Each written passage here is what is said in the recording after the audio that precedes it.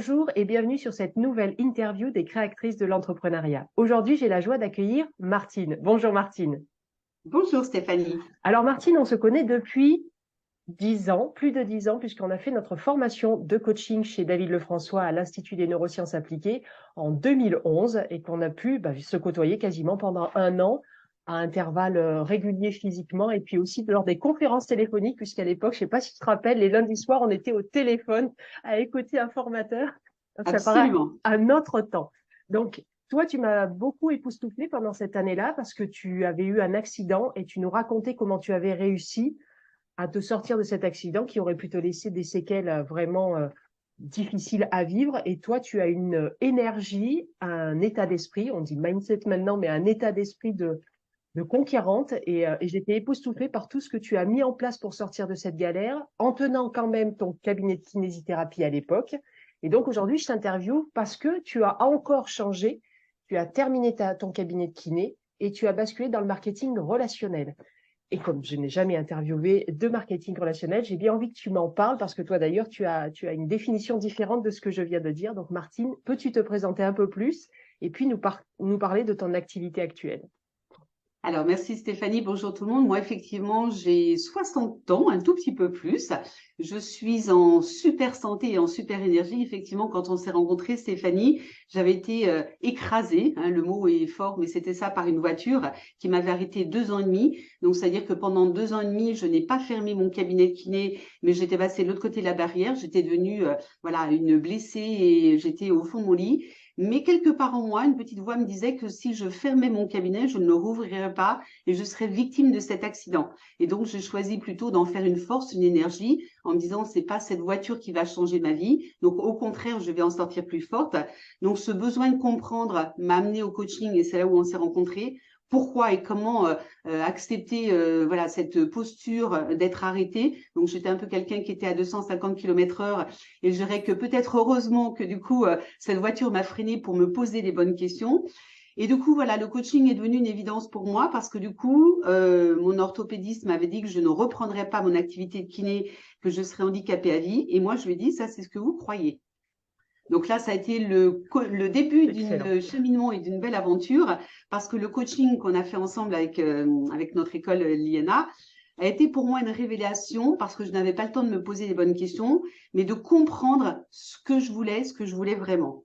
Et pour moi, quand j'ai repris mon activité au bout de 2 ans et demi, à la grande surprise de mon orthopédiste qui m'a dit, mais vous ne pouvez pas marcher comme ça, ok, je ne peux peut-être pas techniquement et médicalement, mais pourtant je le veux. Donc ça, c'était quand même quelque chose d'important.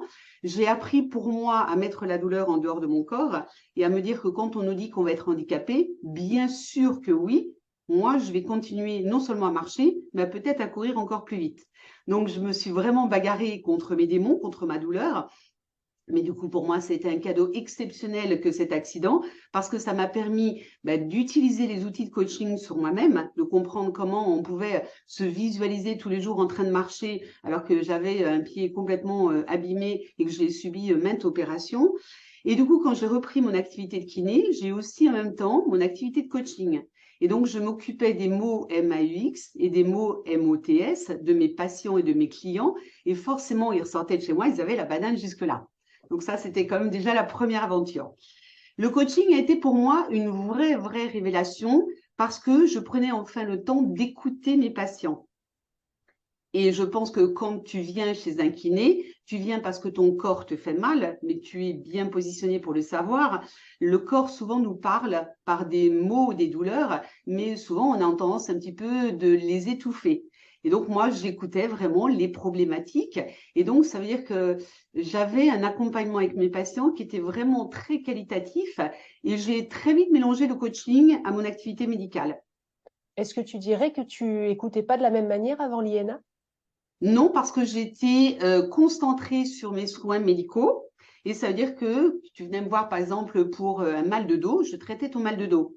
Après ma posture de coach, j'entendais pourquoi la personne avait plein d'eau. Tu sais, cette fameuse expression, j'en ai plein d'eau. Et ça veut dire que je lui posais des questions, hein. Tu sais que les questions sont des réponses et que c'est des vraies prises de conscience. Et j'accompagnais donc du coup les patients. Mais qu'est-ce qui fait que vous en avez plein d'eau? Oui, je porte les misères de la famille. Tout le monde s'appuie sur moi et ainsi de suite. Bref, je travaillais avec mes mains, mon outil médical, parce que je suis une kiné qui masse, mais je travaillais aussi avec l'écoute et l'accompagnement, et forcément, j'avais des résultats intéressants. Et pourtant, il y avait une petite frustration quelque part autour de moi. Ouais. Qui se matérialisait comment? Alors, je trouvais que je ne prenais pas encore assez soin de mes patients. Et surtout, il y avait quelque chose qui commençait à me déranger, c'est que mes patients étaient des patients. Alors, ça va vous faire sourire, mais je me disais, voilà, s'ils viennent me voir, c'est qu'ils sont déjà malades. Et moi, alors quand j'étais enfant, je ne sais pas si je peux le dire aujourd'hui, mais mon héros préféré, c'était Wonder Woman, et je mettais ma cape de héros, et j'adorais être Wonder Woman, et j'aurais voulu sauver la Terre entière. Bon, à 60 ans, je vais Excellent. encore sauver la Terre entière. Mais ce qui était important pour moi, c'était de me dire, mais comment je pourrais faire pour que mes patients ne soient pas malades? Donc, j'avais déjà cette envie, depuis le début où j'étais kiné, d'être dans l'anticipation et surtout la prévention. Sauf qu'en tant que kiné, je ne pouvais pas. Sinon, tu n'as plus de patience si tu si Voilà, avais plus. Ok. voilà. Et surtout, qu'est-ce que j'avais à leur proposer? Rien. Donc, le coaching a été un véritable outil pour moi parce que j'avais plus que mon côté médical à leur apporter. Mais il y avait toujours au fond de moi cette question en disant, mais qu'est-ce que je pourrais faire pour qu'ils ne soient pas malades?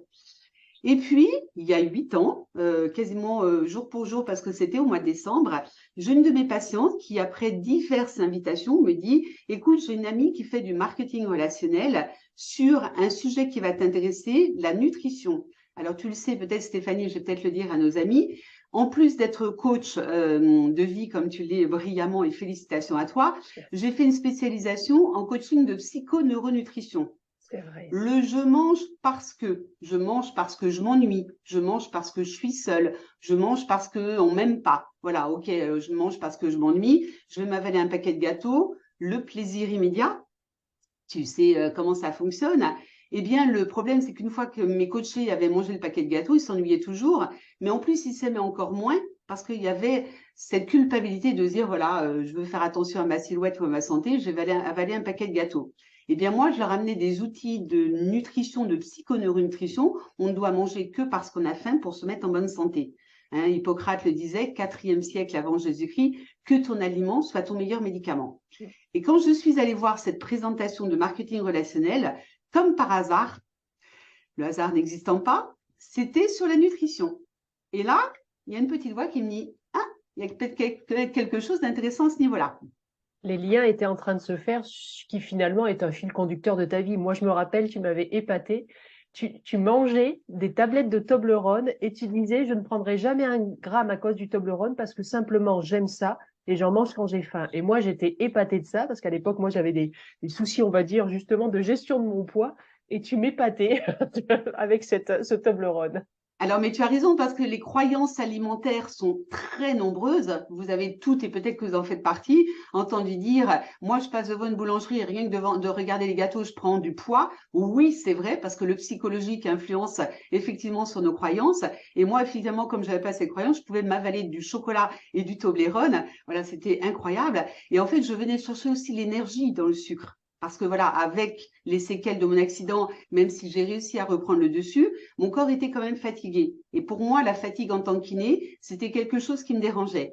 Et quand je rencontre cet outil en marketing relationnel, donc qui est une gamme française de rééquilibrage alimentaire, elle s'appelle Biotisané. D'ailleurs, on vous mettra le lien en dessous si vous voulez la découvrir, parce que Cocorico, gamme française, et ça, c'est ce qui m'a plu. J'ai tout de suite compris dans la présentation. D'ailleurs, une partie de la gamme s'appelle Énergie Diète, donc énergie.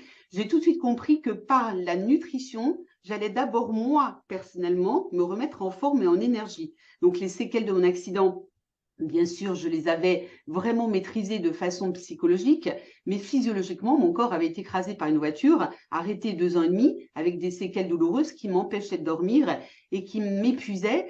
Mais voilà, j'avais ce côté paraître qui me dérangeait aussi parce que j'aime pas être dans le paraître, j'aime être dans l'être. Auprès de mes patients, on ne vient pas voir un kiné qui est fatigué. Donc, je piochais dans mes réserves, mais à un moment donné, les réserves, elles se fatiguent un petit peu. Et quand j'ai testé sur moi-même cette gamme, parce qu'évidemment, en tant que médical, je n'étais pas là pour vendre une gamme, mais pour apporter des solutions. Quand j'ai testé ces gammes, je me suis dit, waouh! Et là, l'énergie est remontée dans mon corps, j'ai refait mon stock d'énergie. Et quand je dis qu'aujourd'hui, je suis en meilleure santé à 60 ans qu'à 50 ans, c'est vraiment vrai. j'ai vraiment de l'énergie et le mot fatigue ne fait plus partie de mon vocabulaire. Je me couche en forme et je me lève en forme. Alors, c'est pas de la poudre de perlimpinpin, c'est juste du bon sens nutritionnel, puisque cette gamme m'amène tous les nutriments que je trouve plus dans mes assiettes. Et quand je l'ai testé sur moi, je me suis dit, je ne peux pas garder ça pour moi. Et tu Donc, du m'expliquais coup, ce qui est aussi, rigolo, tu m'as expliqué aussi que par rapport aux nutriments, tu les trouves pas dans ton assiette. Enfin, on ne les trouve plus dans notre assiette parce qu'en fait, toute notre alimentation a perdu de ses qualités nutritives. Tu me disais, je crois qu'une pomme dans le temps, il faudrait la remplacer par 25 pommes, c'est ça?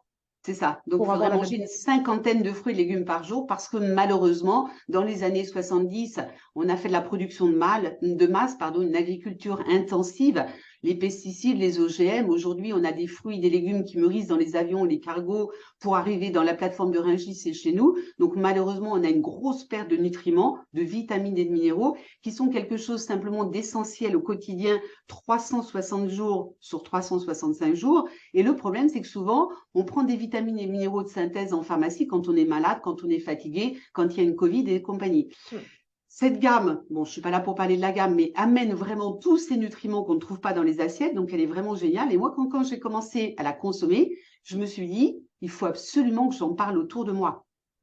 Le plus vieux métier, le bouche-oreille. Et donc, c'est là où j'ai compris qu'avec cette gamme, j'allais peut-être remettre ma cape de Wonder Woman et amener des vraies solutions d'abord aux gens que j'aime, à ma famille, à mes amis, parce que je me suis d'abord traitée en première classe, comme le dit si joliment Philippe Founoiret, et c'est-à-dire que parce que je me remets moi en santé, ben, je me sens bien mieux, c'est ma première valeur, ma santé, avant même ma famille et mes amis, parce que si je suis en bonne santé, ben forcément ma famille a une maman, mes enfants une maman en bonne santé, et ça doit être notre priorité. Notre première priorité, notre première valeur, souvent quand on étudie les valeurs, Stéphanie, on dit c'est ma famille.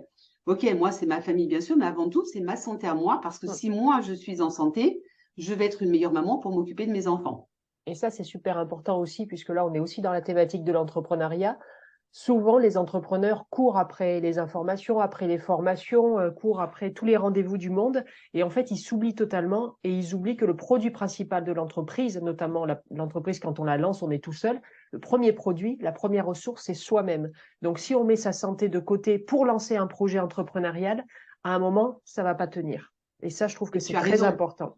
Le meilleur investissement qu'on fasse en soi, c'est soi, mais on a le même véhicule pour toute notre vie. Et moi, ben, mon véhicule, il en a pris un coup suite à cet accident il y a 11 ans. Aujourd'hui, effectivement, ben, je roulais peut-être en 2 chevaux et encore, à un moment donné, la 2 chevaux, elle avait dératé. Aujourd'hui, je roule en Rolls-Royce. Je mets le bon carburant dans mon corps. Et tu as raison. Aujourd'hui, nous, entrepreneurs, on a tendance à penser à plein de choses, à s'oublier. Mais effectivement, un entrepreneur qui arrive le matin sans avoir petit déjeuner, qui ne se mange trop de sucre parce qu'il cherche de l'énergie, comme moi quand j'étais dans mon cabinet, et qui prend des solutions de malbouffe, hein, la malbouffe c'est aujourd'hui un mot qui est dans le dictionnaire, ben, à un moment donné, prenez le temps de vous dire, et si je me mettais moi en bonne santé, qu'est-ce qui se passerait? Vous allez voir qu'on est bien plus productif et qu'on réfléchit plus vite, parce que moi j'ai eu dans mes patients, dans mes clients, ben, des entrepreneurs qui avaient des gros rendez-vous, tu sais, vers 11h30, mais il n'y avait plus personne parce que ben, pas d'énergie, pas de petit déjeuner le matin, ou qui avaient des rendez-vous professionnels importants à 14h30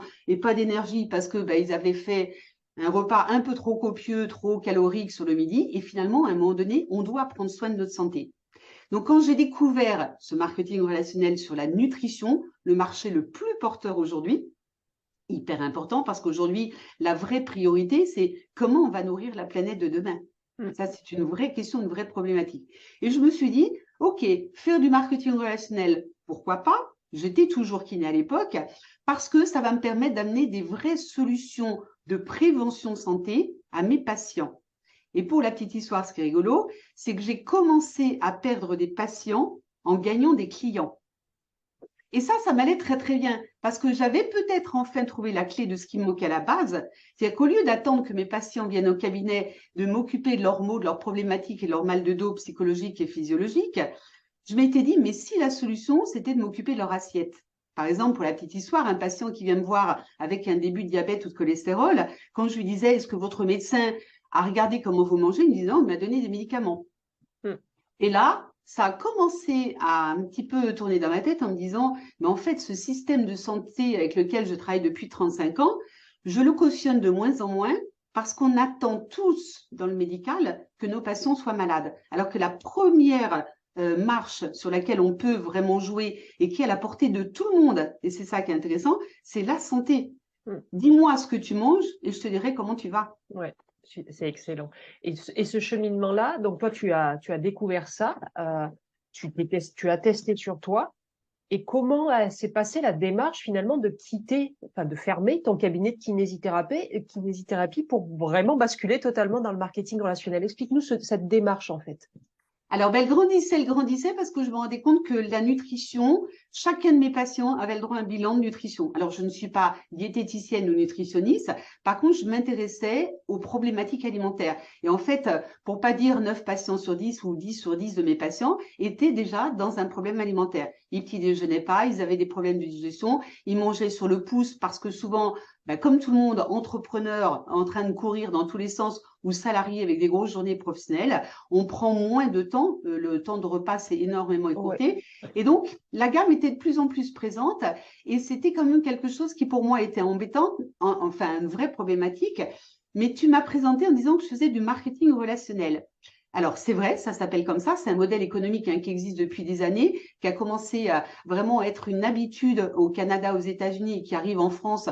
En France, maintenant, tout le monde connaît le marketing relationnel. Hein, c'est un métier encadré, légal, vraiment, où on travaille en réseau. On peut l'appeler aussi le marketing de réseau. Mais moi, je l'ai appelé tout de suite. Alors, peut-être parce que mon fils parle anglais couramment, il vit aux États-Unis. Alors, moi, je suis pas très bonne en anglais, donc excusez mon accent. Mais mon fils me dit, tu fais pas du marketing relationnel, maman, tu fais du relational marketing. Et pour moi, ça a été une véritable évidence qui m'a donné envie de basculer de l'autre côté. Pourquoi du relational marketing? Ben parce que je fais toujours la relation et en tant que kiné ou en tant que coach, comme vous tous, quand vous êtes entrepreneur, on passe notre temps à mettre en relation des gens. Et donc, faire de la mise en relation et écouter les gens, c'est pour moi le cœur de mon activité, que je sois kiné, ou que je sois coach, ou que je sois avec mes amis, ma famille. Et en fait, si aujourd'hui, on ne se connaissait pas, Stéphanie, que je te disais, comment tu vas? Il y a de fortes chances pour que tu me dises, ben écoute, je dors pas bien, je suis fatiguée, j'ai eu le Covid, je m'en remets pas trop. Et donc, moi, j'écoute d'abord les besoins des gens autour de moi et comme par hasard, j'ai des solutions à leur proposer. Donc, je fais d'abord de la mise en relation et après, j'amène des solutions. Mais c'est ce que je faisais au quotidien dans ma vie de kiné ou dans ma vie d'entrepreneur. Est-ce que tu dirais que tu te sens plus entrepreneuse maintenant ou quand tu étais kiné? Alors, c'est une très bonne question parce que figure-toi que j'ai donc 2 casquettes aujourd'hui. Je suis donc représentatrice, ambassadrice d'une gamme que je valide depuis 8 ans et qui me permet d'avoir toujours ce côté médical, de mettre les gens en bonne santé. Mais à côté, effectivement, j'ai une deuxième casquette qui est normale dans le marketing relationnel. Je construis des réseaux de distribution. C'est-à-dire qu'en fait, j'accompagne aujourd'hui des clients avec la gamme, mais j'accompagne surtout, c'est le cœur de mon activité, en tant qu'entrepreneur, des associés qui, comme moi, veulent monter des circuits courts de distribution et qui, comme moi, veulent peut-être diversifier leurs activités, sécuriser leurs revenus, avoir un deuxième métier, être des slasheurs, parce qu'aujourd'hui, mettre les œufs dans le même panier, c'est super dangereux. Rappelez-vous, au début du Covid, heureusement que moi j'ai eu la très très bonne idée de démarrer cette activité il y a 8 ans, on nous a imposé de fermer nos cabinets pendant 2 mois. Oui. Les cabinets médicaux étaient fermés et s'il y a des médicaux qui m'écoutent, ben vous le savez très bien, pardon, on a été beaucoup dans la galère parce que quand on ferme un cabinet pendant 2 mois et qu'on n'a pas d'indemnisation, c'est très très compliqué. Ben moi, j'avais déjà la très bonne idée de me dire, je me sentais encore utile parce que via des visioconférences et des Zooms comme on le fait aujourd'hui, j'accompagnais mes patients dans le mieux-être. Je leur faisais livrer à domicile une alimentation qui, plus que jamais, avec l'apport de vitamines et eau, les mettait en bonne santé. Donc, plutôt d'aller prendre le risque d'aller en supermarché pour acheter de la farine et du sucre pour faire un gâteau. Ils faisaient des gâteaux avec ma gamme alimentaire et là, forcément, c'était intéressant. Mais c'est surtout que je présentais des passerelles professionnelles à des gens qui étaient à l'arrêt complètement. Et vous le savez, il y a des cœurs d'activité qui ont énormément souffert pendant cette Covid. Les commerçants, les restaurateurs qui souffrent encore, tout le milieu de l'événementiel, le tourisme, ainsi de suite.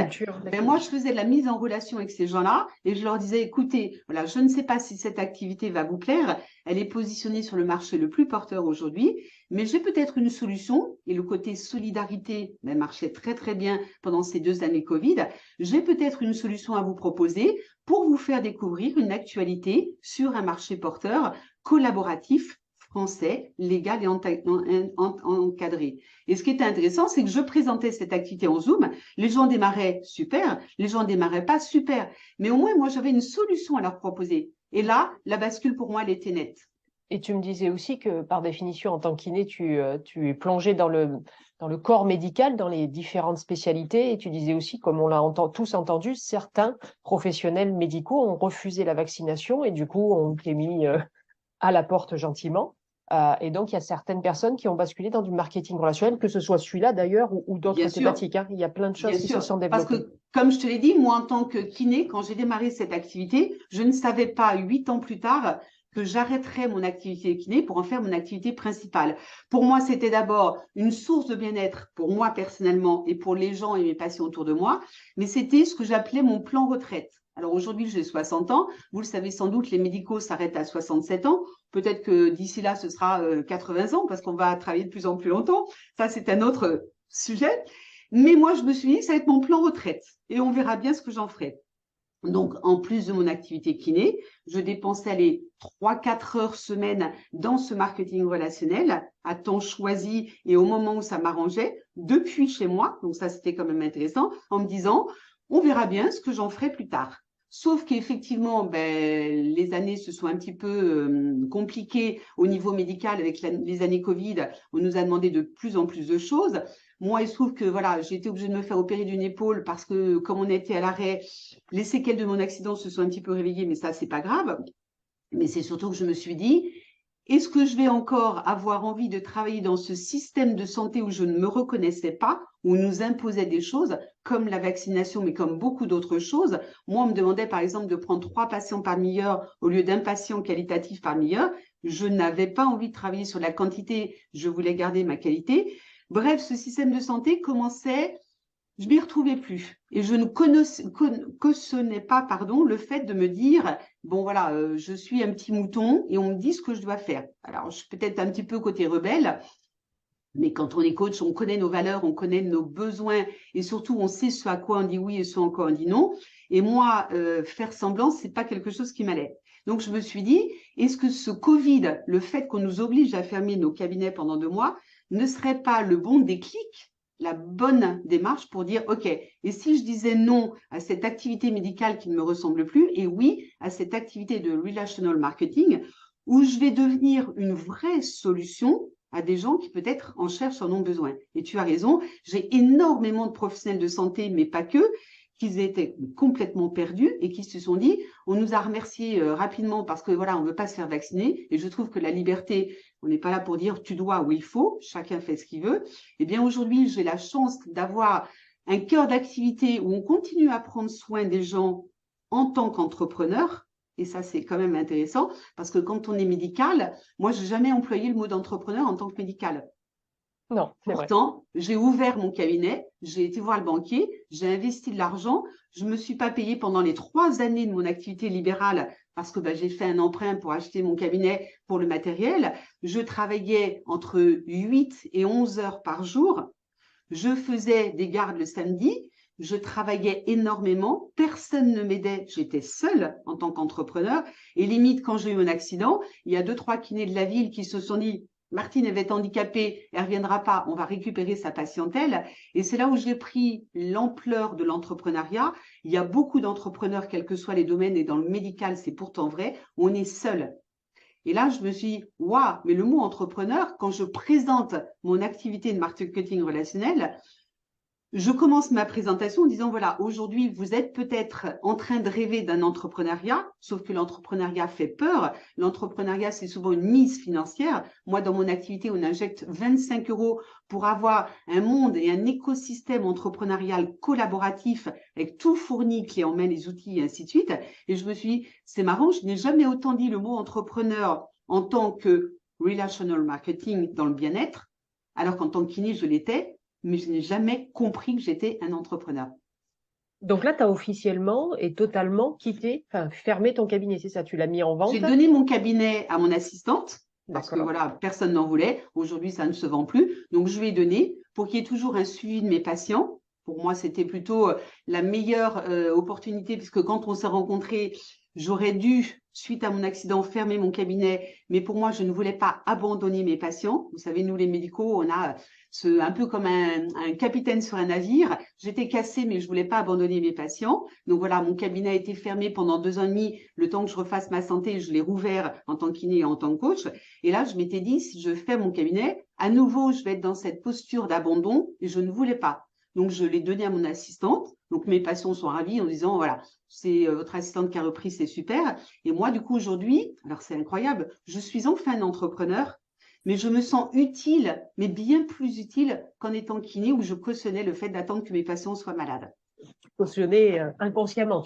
Inconsciemment, Voilà, tu t'en es rendu compte que tu cautionnais, bien mais sûr. Ça a malheureusement, été une c'est prise comme de ça. conscience pour moi. Donc là, on va dire que finalement, tu es en début de cette nouvelle activité entrepreneuriale. Quels sont les obstacles que tu es en train de dépasser actuellement? Alors, c'est ça qui est rigolo, c'est qu'en fait, je me dis, ça va être forcément facile. Mais non, l'entrepreneuriat n'est pas facile. Et si c'était facile, on gagnerait tous beaucoup, beaucoup, beaucoup d'argent. Et bien évidemment, l'argent facile n'existe pas. Alors d'abord, c'est apprendre de nouvelles compétences. Aujourd'hui, donc, j'accompagne des associés. Donc ça, c'est quand même quelque chose de nouveau. Moi, en tant que kiné, j'ai toujours été seule. Et je pensais d'ailleurs ne savoir faire rien d'autre que d'être kiné. Sauf que quand on est dans l'apprentissage, mais avec le coaching déjà, j'en ai pris conscience, la plus grande des compétences à avoir, je trouve, quand on est un entrepreneur, c'est de se poser et de se mettre en posture d'être apprenti. Moi, tous les jours, je me lève en disant que je ne connais toujours pas mon métier et que je suis là pour l'apprendre. Donc, je suis une boulimique de formation.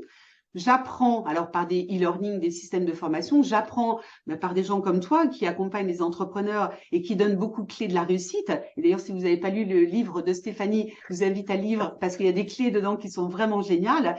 Donc, j'écoute des formations, j'écoute des coachs, j'écoute des gens qui ont réussi pour apprendre les clés de la réussite. Mais surtout, j'apprends des compétences de management. Moi, personne, je n'ai pas fait d'école de management, je n'ai fait qu'une école de kiné. Et donc, l'école de management dans mon activité Biotisané, elle est quand même assez intéressante parce que je n'ai pas de salarié et je n'ai pas de hiérarchie. Je ne travaille pas je ne travaille pas pour Biotisané, je travaille avec un partenaire d'affaires Biotisané qui m'amène des outils de mise à disposition. Et moi, mon rôle, c'est d'accompagner mes associés, non pas pour ma réussite à moi, mais pour la réussite à eux. C'est-à-dire qu'en fait, dans le marketing relationnel, qui est un modèle économique vraiment gagnant-gagnant, je me lève tous les matins en me disant, alors, quel associé je vais amener dans la réussite? Alors, je ne travaille pas pour eux, je travaille avec eux. Mais ce qui est intéressant, c'est qu'en fait, on a un management qui est vraiment horizontal, plutôt qu'un management vertical dans un système pyramidal où le boss est en haut de la pyramide et que, si vous voulez, prendre la place de grand patron de Total ou de Banque Populaire, il va falloir manger les petits gens au-dessus, sauf que peut-être que la hiérarchie va vous arrêter avant. Donc, un de tes obstacles actuels, c'est de te former, toi, à toutes ces facettes que tu n'avais pas à t'occuper en tant que kiné, c'est ça? Et puis surtout, de me mettre effectivement en tant qu'accompagnant, mais surtout être un caméléon. Je m'explique. Ça veut dire quoi être un caméléon? J'ai des associés qui démarrent cette activité pour un complément de revenu pour 200, 300 euros, ce qui est très honorable. Mais j'ai aussi des associés qui démarrent pour un deuxième salaire, qui veulent chercher 1500 euros, 2000 euros. Mais j'ai aussi des associés qui viennent pour faire une reconversion complète, comme moi, et venir gagner un gros salaire. Donc, je ne peux pas travailler de la même façon avec quelqu'un qui veut une petite activité complément de revenu pour y dépenser 2-3 heures semaine et quelqu'un qui veut en faire un métier parce qu'on peut en faire un vrai métier et qui va vraiment vouloir avoir de vrais bilans de compétences parce qu'on peut faire vraiment des vrais plans de carrière dans cette activité. Alors que moi, en fait, je n'étais pas rentrée pour ça à la base. Moi, j'étais rentrée parce que la gamme a été une véritable conviction pour moi et parce que je m'étais dit, on verra bien pour ma retraite. Sauf que là, effectivement, je m'offre ma retraite 7 ans plus tôt, puisque je n'ai plus que cette activité. Donc maintenant, je n'ai plus la possibilité d'en faire un petit complément de revenu. Aujourd'hui, je viens en faire un véritable métier. Donc là, j'ai un agenda comme un entrepreneur. Alors, j'avais déjà un agenda en tant que kiné, mais je n'avais pas compris que c'était de l'entrepreneuriat. Et aujourd'hui, j'assume et j'assure mes rendez-vous de présentation d'activités pour moi. Mais je fais aussi, bien sûr, beaucoup de présentations d'activités de la gamme pour mes associés, mais je fais aussi de la formation pour mes associés et je dois faire de la promotion pour mes associés pour les mettre dans leur réussite. Donc pour ça, mes outils de coaching m'aident énormément parce que quand je démarre un associé, imagine Stéphanie, tu veux rejoindre mon collectif d'entrepreneurs, je vais donc t'accompagner, tu me dis, ben moi je veux gagner 500 euros. Je vais dire, OK, ça pour moi, c'est pas un objectif. Les objectifs, tu sais les travailler mieux que moi et je sais que tu pourras nous donner beaucoup de pistes à ce niveau-là. Par contre, si j'essaie de comprendre pourquoi cet associé veut gagner 500 euros et que je vais chercher, tu sais, le pourquoi émotionnel, celui qui fait un petit peu mal dans le ventre et que l'associé me dit, ben voilà, moi, Martine, j'ai par exemple un de mes enfants, je suis dans le sud, j'ai un de mes enfants qui fait ses études à Paris et qui a besoin d'avoir un studio pas très loin de l'école où il apprend parce qu'il a beaucoup, beaucoup de travail. Et plutôt qu'il fasse 2 heures de transport en commun, je rêverais de pouvoir lui acheter, lui louer une petite piole à côté de l'école pour qu'il puisse travailler mieux. Là, le pourquoi est émotionnel. Le comment, là, moi, j'ai les outils pour lui donner et c'est quelqu'un que je vais vraiment pouvoir accompagner. Et là, du coup, c'est assez rigolo parce qu'en fait, je travaille d'abord un peu mon nouvel associé en coaching, ça, je sais faire. Et après, je travaille sur mes compétences d'accompagnant en tant qu'entrepreneur pour le faire réussir lui. Ça doit générer beaucoup d'émotions parce qu'il a fallu faire le deuil et peut-être qu'il est encore en cours d'ailleurs sur le cabinet de kiné. Comment tu fais par rapport aux émotions? Parce qu'on sait que dans l'entrepreneuriat, on en a des plus hautes et des plus basses que dans le salariat. Toi, tu fais comment? Quelles sont tes recettes, tes stratégies ou simplement le lâcher-prise que tu fais? Alors, moi, j'ai une chance extraordinaire. Alors, attention, ce que je vais vous dire, c'est pas vous dire, ne vous faites pas écraser par une voiture. Moi, j'ai une chance extraordinaire. J'ai payé le prix fort il y a 11 ans quand je me suis fait renverser par cette voiture, où j'ai vu ma vie s'arrêter. Tu sais, comme dans les films, on le voit. Voilà, j'ai voulu ne pas mettre mes mains par cette voiture que je vais arrêter en me disant, si elle m'abîme mes mains, c'est mon outil de travail en tant que kiné. J'ai laissé le temps à cette voiture de me présenter sur le côté pour me faire renverser. Elle m'avait pas vu, j'étais sous sa voiture. Elle a fait marche arrière. Elle m'a écrasé une deuxième fois. Enfin bref, on rentre pas dans l'aventure. Mais ça veut dire que pour moi, ma vie s'est arrêtée à ce jour-là. Et donc, ça veut dire que depuis ce jour-là, chaque jour, c'est que du bonheur, c'est que du plus, c'est que du joker, c'est que de la valeur ajoutée. Donc, à partir de là, je me suis vraiment programmée. C'est vraiment comme ça que je fonctionne en me disant, mais qu'est-ce qu'on peut avoir de pire dans la vie que de se trouver écrabouillé sur une voiture en disant c'est fini. Donc, c'est-à-dire que moi, les embarras et les embêtements de l'entrepreneur, j'en ai comme tout le monde. La vie n'est pas un long fleuve tranquille, mais je l'ai. Alors, je vais vous donner quand même une petite astuce. Moi, j'ai mentalement une petite règle. Alors, c'est bête, je ne l'ai pas là à côté de moi, mais j'ai ma petite règle. Elle va de 0 à 10 cm. Et à chaque fois que j'ai une galère d'entrepreneur, l'URSSAF qui s'est planté dans ma comptabilité, un associé qui veut tout démarrer, je dépense du temps pour lui, puis finalement c'est une étoile filante, il s'arrête. On a tous des gens comme ça et des associés.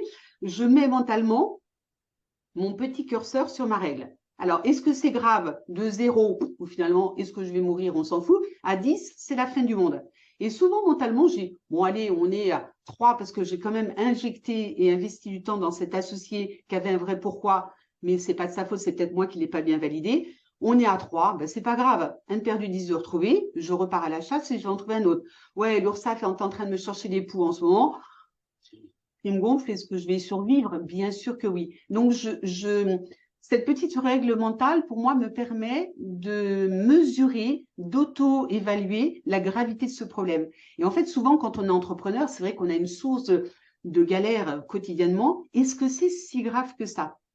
Ok, donc tu prends conscience, tu te fais prendre conscience à toi en termes d'intensité de l'émotion. Mais qu'est-ce que tu en fais si jamais tu vois qu'il y a un 7 qui est quand même quelque chose qui logiquement est en train de te plomber, tu fais comment? Est-ce que tu as une échappatoire, un exutoire à ça? Alors déjà, quand j'ai un 7, si c'est par exemple, je reste dans le terme de ce que je sais faire du mieux aujourd'hui, le marketing relationnel, si c'est un associé qui n'a pas de réussite, d'abord, ça n'est jamais de la faute de mon associé, je me remets toujours en faute moi. Est-ce que j'ai été le bon accompagnant? Qu'est-ce que j'ai fait de mal? Est-ce que j'aurais peut-être dû l'écouter un peu plus? Est-ce que peut-être je l'ai embarqué dans ma motivation à moi au lieu de l'embarquer dans sa motivation à lui? Donc déjà, je me remets toujours en question. Et pour moi, si c'est un échec, parce que 7 sur mon échelle de 10, c'est déjà une grosse galère, je me dis toujours, ben écoute, je dois en tirer des leçons pour que le prochain associé ou la prochaine galère que je rencontre comme ça ne soit pas à 7. Et ça veut dire que j'essaie toujours de m'améliorer parce que dans ce marketing relationnel, en fait, c'est un coaching géant et c'est ça qui est vraiment génial. C'est que tous les outils qu'on a appris ensemble, Stéphanie, en tant que coach, je les utilise pour moi de façon personnelle, mais je les utilise pour accompagner mes coachés. Et donc, à un moment donné, tu le sais, quand on est en coaching, on a des fois des coachés qu'on accompagne où c'est un petit peu compliqué, difficile. Ben, on se fait une auto-évaluation, on se fait évaluer. Donc, moi, j'ai aussi des gens qui m'aident et qui m'accompagnent, qui sont dans la réussite dans cette activité depuis longtemps. Un petit peu comme nous, quand on se fait encadrer sur un coaching, ben, j'essaye de dire, voilà, alors là, je suis à 7 sur mon échelle de difficulté. Est-ce que tu peux me donner ta vision extérieure pour voir qu'est-ce que j'aurais peut-être dû ou faire ou ne pas faire? Et donc, ben, en fait, ce qui est rigolo, c'est qu'en 8 ans d'accompagnement, surtout en 2 ans où je ne me consacre qu'à ça, j'ai quasiment plus de 7. Alors, je ne dis pas que je n'ai que de la réussite, mais ça veut dire que quand il y a des choses qui ne vont pas, je me dis, c'est pas grave, ok, on remonte les manches. Et ce qui est super dans cette activité, c'est qu'on peut redémarrer tous les jours. Tu es en processus d'amélioration continue, c'est-à-dire que tes émotions, tu en prends conscience, tu te les verbalises, en tout cas au moins mentalement. Et après, en fait, ta manière d'y répondre, c'est de mettre en place un plan d'action correctif qui te Voilà. fait dire, OK, ce set, il est OK, mais pour qu'il ne revienne pas, je vais faire différemment. C'est ça? Alors, tout à fait. Je pense que quand on est entrepreneur et qu'on est dans l'action, pour moi, l'action, c'est le meilleur remède à toutes les problématiques. Vous savez, la procrastination, le fait de remettre au lendemain tout ce qu'on ne veut pas. Moi, j'ai souvent à gauche de mon bureau, je vous montre pas parce que c'est le fouillis, toute une pile de dossiers urgents à traiter et à droite, tout ce que j'aime bien faire. Par nature, on irait plutôt sur la droite en disant, je vais faire ce que j'aime faire et je vais laisser ce que j'aime pas faire. Moi, je me suis pris une habitude. Je commence, alors je suis libre dans cet entrepreneuriat, alors qu'avant j'ouvrais mon cabinet à 8 heures. Là, j'ouvre mon business quand je veux, puisque je travaille à domicile depuis chez moi, donc ça, c'est quand même confortable. Donc, c'est-à-dire dans mon agenda, je mets d'abord, alors ça aussi, c'est quelque chose d'important, dans mon agenda, je mets d'abord les choses que j'aime faire. D'accord. Mes loisirs, ma famille, mes passions. Et dans ce qui me reste dans le creux de mes agendas, je place mon activité de marketing relationnel biotisané. Donc, c'est-à-dire que je ne travaille pas 10 heures par jour comme je le fais avant. Donc, du coup, je me respecte beaucoup mieux. Donc, je suis bien dans ma personne. Donc, si je suis bien avec moi, toujours pareil, je me traite en première classe. Je suis bien avec les autres. Par contre, j'ai pris une très bonne habitude que je ne faisais pas quand j'étais kiné. Quand j'étais kiné, je ne faisais pas ma comptabilité de l'année. Et donc, quand j'ouvrais ma boîte à chaussures de toutes mes factures, parce que je détestais ça au début du mois de janvier, après la galette des rois, c'était le début de la comptabilité, je disais, oh, quelle horreur, comment je vais faire ça? Aujourd'hui, je suis bien plus organisée et ça veut dire que je commence toujours ma journée professionnelle en tant qu'entrepreneur par traiter ce que j'aime pas. OK. Ça La s'appelle manger le première heure de la crapaud. journée, Manger le je crapaud, ça traite s'appelle. tout ce que je déteste. Ouais. Et une fois que c'est fait, je dis, oh, c'est génial. Je n'ai Maintenant, plus que des que choses du que j'adore fun. faire. Que du fun. Donc, pour moi, un objectif, comme on parle à des entrepreneurs, n'est pas que SMART, spécifique, mesurable, atteignable et temporaire. Ce que je dis en permanence à mes associés, il doit être FP. Alors, souvent, mes associés disent, c'est quoi FP? Fun et plaisir. Ah, ah, moi j'avais. Mettez du fun et du plaisir. Et moi, dans cette activité, alors, en tant qu'iné, je ne pouvais pas mettre de fun et de plaisir parce que c'est quand même un métier médical où on n'a pas le droit à l'erreur et surtout, on a une obligation de résultat. Par contre, je me suis toujours promis qu'en tant qu'iné, quand je rentrerai dans mon cabinet, tous les matins, je rentrerai avec passion parce que mon patient de 8 heures le matin ou mon patient de 20 heures le soir serait toujours ma priorité. Et ça, je me remercie, moi, parce que c'est mon travail à moi, d'avoir su le faire pendant 35 ans. Et c'est pour ça que ce marketing relationnel est tombé au très bon moment pour moi, parce qu'il m'a donné la chance de me dire, avant de commencer à me dire, oh, faut que j'aille travailler avec mes patients, ça aurait été compliqué. Donc, du coup, moi, je ne procrastine pas.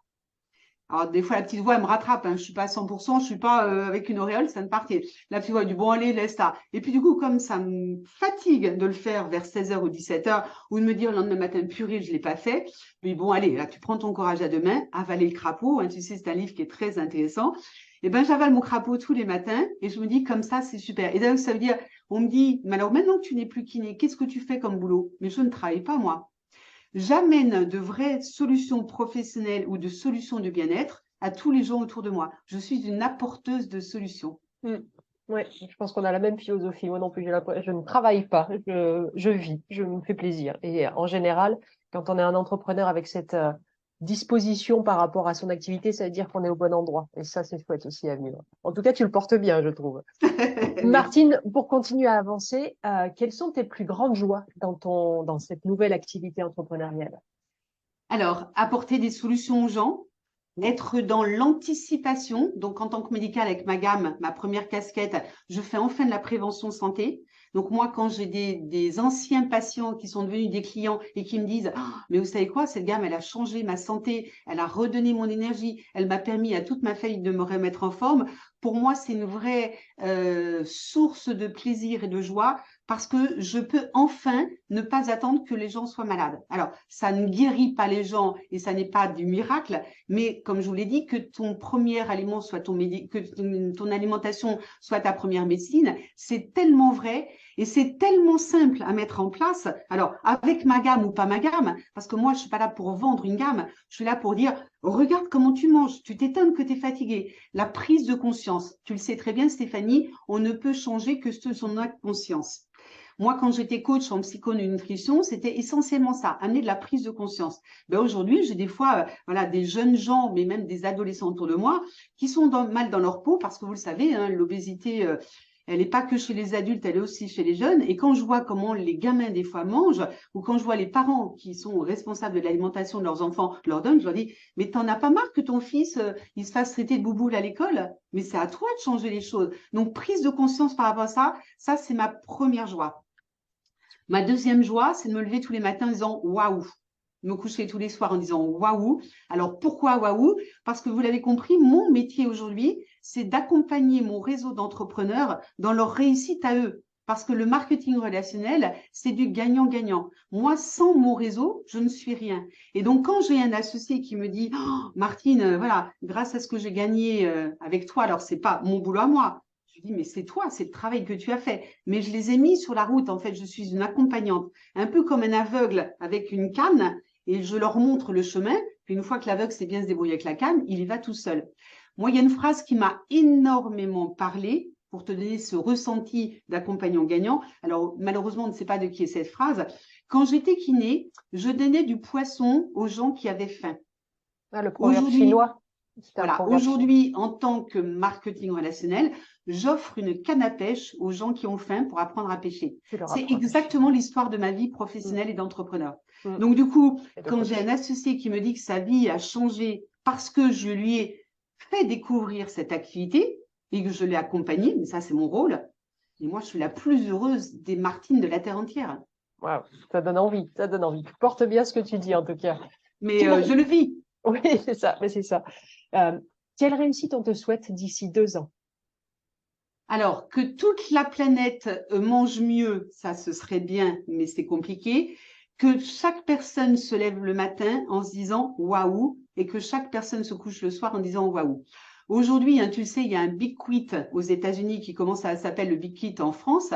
Donc, quand on est salarié ou même quand on est entrepreneur, il n'y a aucun métier qui mérite qu'on devienne abîmé psychologiquement ou physiquement. Moi, quand j'étais jeune kiné, la maladie du siècle, c'était le mal de dos. Très vite, dans les 10 dernières années, la maladie du siècle, c'était le burn-out. J'avais tous les jours un patient touché de près ou de loin par le burn-out. Aujourd'hui, j'ai une espèce de colère générale parce que peut-être que ma cape de Wonder Woman est vraiment ancrée sur moi et je me dis, mais quand j'entends des gens au bout de leur vie, et je leur dis, mais t'en as pas marre d'en avoir marre, me dit, mais comment veux-tu que je fasse? Il y a toujours des solutions. Sauf que des fois, tu sais, les gens, ils ont les yeux tellement fermés et ils sont un peu la tête dans le guidon et on se pose plus de questions. Moi, j'ai vraiment envie de leur dire, voilà, écoutez les gens autour de vous, posez-leur des questions, de leur demander-leur simplement comment ça va. Est-ce que des fois, même quand on est entre amis ou en famille, on prend le temps de demander à nos amis comment ça va? Mais moi, je leur demande comment ça va. Ils vont pas démarrer ma gamme, ils vont pas démarrer mon business, mais je vais leur présenter ma gamme et mon business. Et après, ils en font ce qu'ils veulent. Si la personne, mon ami ou quelqu'un que j'entoure autour de moi, est en mauvaise santé, comprend la gamme, n'a pas envie de faire l'effort, tu sais, de sortir de sa zone confortable mais inconfortable, moi, je suis pas là pour sauver la planète entière et lui dire tu dois où il faut. Et de la même façon, en tant qu'entrepreneur, si la personne est au bout de sa vie et qu'elle subit, mais qu'elle n'est pas prête à relever la tête en disant ok, maintenant j'en ai marre et je reprends ma vie en main, Je peux pas forcer les gens. En tant que coach, on ne peut pas le faire. Avec mon marketing, je peux pas le faire. Mais au moins, j'ai la conviction et la certitude de me dire, j'ai peut-être enfin une vraie solution, une belle opportunité gagnant-gagnant où on a remis l'humain au cœur du dispositif à proposer à des gens. Après, ils en font ce qu'ils veulent ou pas. Donc moi, ça me remplit de joie tous les jours. Ok, super. Merci beaucoup, Martine. Deux dernières questions pour finir, qui auront peut-être la même réponse ou pas. Quel conseil tu aurais aimé entendre avant de te lancer, que ce soit kiné ou pour cette activité de marketing relationnel? Alors, quand j'étais kiné, j'aurais aimé qu'on me dise que j'allais être seule. C'est un métier vraiment, on est seul. Que l'entraide existe peu entre médicaux, surtout aujourd'hui, le monde médical, l'hôpital et les professionnels de santé sont en difficulté, alors financière, mais pas que. Et donc, on est plutôt dans les rapides vont manger les lents. Donc, c'est-à-dire que quand on est dans une difficulté, c'est pour ça que moi, aujourd'hui, je suis contente d'avoir des solutions à leur proposer.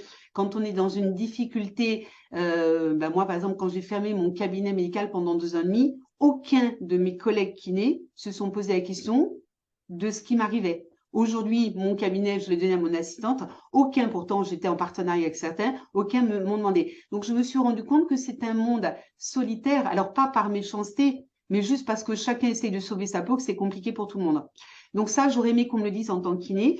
Et en tant que marketing relationnel, moi, aujourd'hui, je le dis, cette affaire est simple, mais n'est pas facile. On peut tous réussir dans le marketing relationnel, mais on ne va pas tous réussir. On a tous un plan de commissionnement équitable et éthique. On a tous la même gamme. On a tous, alors si c'est pas dans mon marketing relationnel, on a tous une lignée qui nous accompagne. On a tous des outils fabuleux.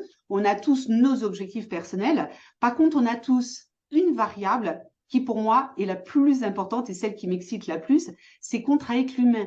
On fait de la relation avec des hommes et des femmes qui ont entre leurs deux oreilles un cerveau rempli de croyances, de peurs, d'étiquettes préformées qui vont faire que soit ils font reset et se mettent en apprenant et repartent avec des nouveaux objectifs de métiers qu'on ne connaît pas, ou alors ils écoutent Pierre-Paul Jacques qui ont déjà tenté, fait, essayé, ou qui pensent que c'est ci et c'est ça, et on écoute les croyances. Et dans ces cas-là, à un moment donné, ces personnes vont être dans des limites eux-mêmes et vont être dans l'auto-sabotage et ne peuvent pas réussir.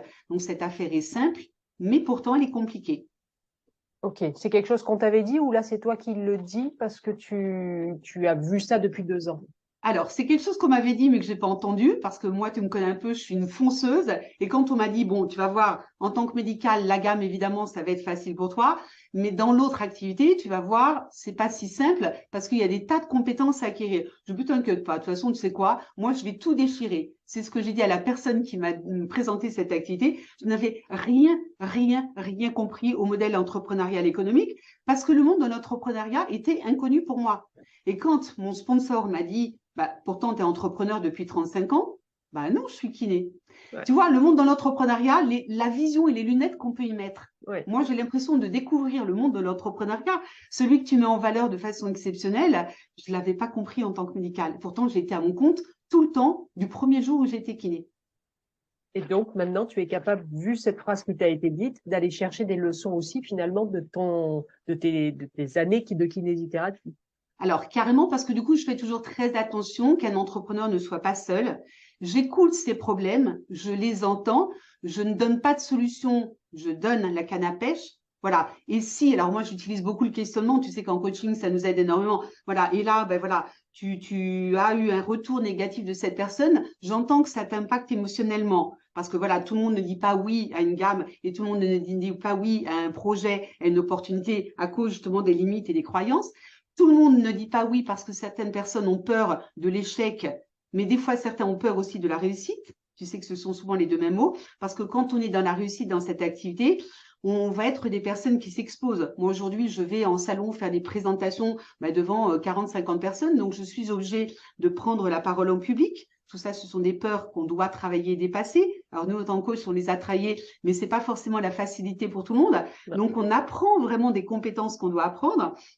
Et donc, ça veut dire que moi, quand j'accompagne mes associés, je leur pose des questions, je les écoute et j'essaye de leur amener cette canne à pêche. Voilà. Et si aujourd'hui, tu devais parler devant 3 personnes. Est-ce que tu penses que ce serait confortable pour toi avant de parler devant 10 personnes pour être sûr qu'ils ne soient pas dans l'auto-sabotage de la réussite ou simplement dans une répétition de scénarios d'échec et qu'ils comprennent que dans cette activité, il n'y a pas d'échec, il n'y a que des apprentissages, comme dans beaucoup d'autres objectifs d'entrepreneurs. Oui, je pense que ça devrait être une citation pour les entrepreneurs de se dire tout ce que j'apprends, que ce soit échec ou réussite, est égal à un apprentissage, je pense, sincèrement. Tu sais, moi, mon fils qui vit aux États-Unis, quand on va le voir là-bas à New York, les entrepreneurs qui ont échoué font des livres et sont très fiers de leurs échecs. Nous, ici, quand on échoue, les entrepreneurs, et j'aurais envie de dire ça aux entrepreneurs qui vont nous écouter, n'ayez pas honte de vos échecs, soyez fiers de votre réussite, mais surtout, quand vous croyez que vous êtes dans l'échec, n'appelez pas ça un échec. C'est une étape vers la réussite et c'est peut-être aussi un apprentissage. Posez-vous la question, OK, ça, c'était pas terrible. Est-ce que je pourrais améliorer quelque chose? Moi, c'est comme ça que j'ai éduqué mes enfants dans leur scolarité. Quand ils avaient une sale note, je les grondais pas, je leur disais, bon, là, très sincèrement, est-ce que tu penses que tu t'étais bien préparé? Moyen. Bon, bah, OK, bah, tu sais pourquoi tu as une sale note. Qu'est-ce que tu veux faire pour la prochaine fois? Bah, forcément, ça fonctionne. Oui, c'est apprenant. C'est apprenant sur soi et c'est non culpabilisant. Donc, c'est génial. Merci beaucoup, Martine. Une dernière chose, est-ce que tu as une citation, un mantra, une image, une histoire par laquelle terminer ton interview? Alors, faites ce que vous aimez tous les jours en vous levant le matin. Vous n'aurez pas l'impression de travailler. Moi, je l'applique au quotidien depuis des années. Et franchement, allez travailler avec passion et plaisir. Le mot travail, moi, je ne sais pas ce que ça veut dire. Faites quelque chose qui vous nourrit. Alors moi, je suis dans la nutrition, donc évidemment, je me nourris, bien sûr, je me mets en bonne santé. Donc mon carburant pour mon véhicule est important. Mais faites quelque chose qui vous nourrit. Et surtout, ne vous dites pas, oui, mais moi, je n'ai pas le choix, je ne peux pas faire autrement. On a toujours le choix de faire comme on veut, même s'il faut passer par l'inconfort de l'inconnu. À un moment donné, le champ des possibles, il est dans l'inconnu. Merci Donc, beaucoup. 2023, ça va être les résolutions. Posez-vous la question. 2023, est-ce que je veux toujours de la même vie? Alors, vous le savez, hein, quand on est entrepreneur, on n'a des fois pas le temps. Vous allez peut-être être un peu en vacances, je ne sais pas. Prenez le temps de vous poser la question. Mais les vraies questions, qu'est-ce que je veux vraiment et surtout, qu'est-ce que je ne veux plus? Très bien. Merci beaucoup, Martine. Avec ta casquette de coach, d'experte en nutrition maintenant aussi, ça a été très inspirant et apprenant. Donc, merci de nous avoir partagé tout ça. Moi, j'ai été ravie de t'interviewer en plus, comme on se connaît. Donc, tu vas me donner tous les liens pour que les personnes puissent trouver facilement tes coordonnées s'ils veulent te contacter pour acheter ta gamme ou pouvoir travailler avec Beauty Sané. Avec grand plaisir et surtout prenez soin de vous parce que c'est le plus important. Merci beaucoup, Martine. Et un bon Noël, Stéphanie. Merci beaucoup. Oui, c'est vrai. Bonne fête à l'heure de l'enregistrement, en tout cas, mais la diffusion sera un peu plus tard. Donc, merci à tous et à toutes qui nous regardaient sur ces interviews. N'hésitez pas à liker, à commenter, à poser vos autres questions ou même à proposer des gens que vous voudriez que j'interviewe puisque c'est en train de s'élargir grandement. Donc, n'hésitez pas. Et puis, partagez aussi parce qu'en fait, on ne sait jamais sur qui va aller une vidéo. Peut-être que vous allez permettre à quelqu'un d'avoir des prises de conscience, d'avoir des envies de reconversion qu'il n'arrivait pas à concrétiser et se dire, bah, tiens, ce métier-là peut me plaire. Donc, n'hésitez pas. En tout cas, merci pour votre attention et à bientôt pour une nouvelle interview des créatrices de l'entrepreneuriat. À bientôt. Merci Stéphanie. Au revoir. Au revoir, Martine.